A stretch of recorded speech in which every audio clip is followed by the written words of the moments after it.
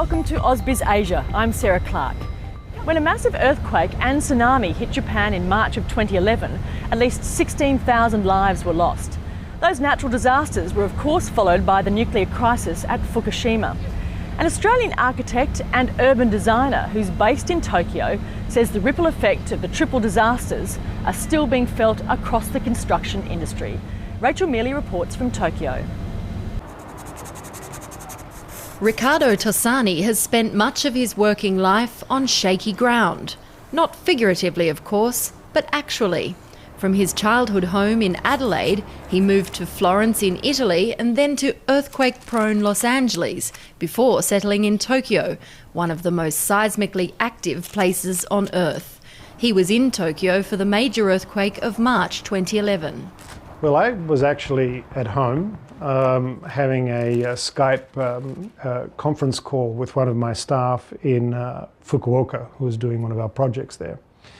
And my home, which I designed and which Arup, Japan, were the structural engineers for,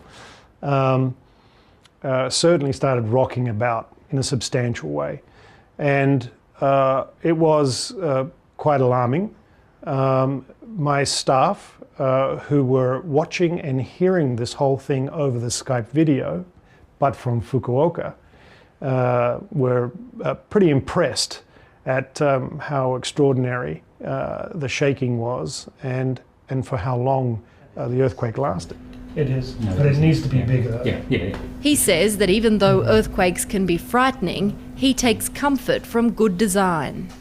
What I've learned is that in my experience in Los Angeles, in Florence, in Italy, another earthquake-prone region, and then of course these last 16, 17 years in Japan, is that buildings built correctly, built to good structural engineering design, are perfectly safe in the most catastrophic events.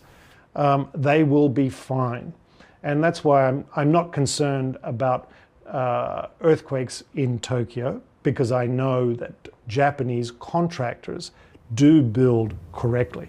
The effect of the earthquake, tsunami and the resulting nuclear disaster at Fukushima were felt across the construction sector in Japan.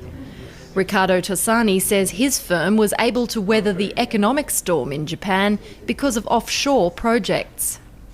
The impact for us was probably typical of a lot of firms of our size, which is to say medium-sized firms. And that was an immediate cessation of the majority of the work that was ongoing. Our clients, particularly our foreign clients, put all of their projects on hold for an indefinite period of time. He says it took 18 months for the construction sector to find a new normal, but the reconstruction in the Tohoku region has caused prices to spike. So we began to see a return to action. Then our challenge, as I mentioned, was finding contractors, just finding them, willing to divert resources away from Tohoku reconstruction to build a private building, whether it's a resort or a hotel or luxury condominium project or even a large private residence. That proved to be a challenge.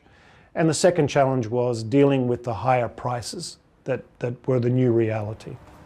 Then came the announcement that Tokyo would host the 2020 Olympic Games. It sparked another readjustment in the volatile industry. There was an immediate inflation of significant, that's a significant number, of our projects' costs post-announcement. And secondly, again, the Olympics construction, the facilities, will absorb a lot of resources from the construction industry in Japan for the facilities that need to be built. That's been anticipated by the construction companies and built into present-day bid prices and attitudes towards projects. He has this outlook for the years ahead leading up to the 2020 Games. So today's landscape is you have to accept that everything's going to cost a lot more, 15 to 20% more than 2 or 3 years ago, and that those prices are going to increase going forwards by at least 5 to 10% per annum. Riccardo Tossani says while Japan focuses on its preparation for the Olympics, he hopes the Tohoku reconstruction is managed wisely. But he says he's saddened by what he sees so far. It's very frustrating. Look, it's not just me. There are other planners and so forth, foreign planners, and not just foreigners, but even Japanese experts who are Tokyo-based, academics and so forth, that are a little bit frustrated as well with what they see happening. And what's happening is, in the rush to rebuild, the simplest solutions are the ones that tend to be adopted. The simplest solutions are little more than diagrams.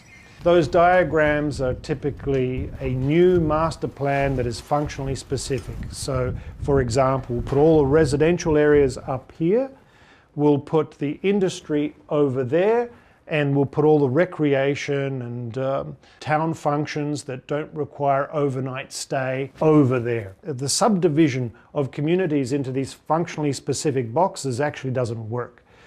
People actually like to live where they work, and they like to play where they live, and that kind of interaction, that social interaction, is really what makes the Japanese urban DNA what it is. Thanks for watching the program. Tune in next week to see more stories about Australians doing business in Asia.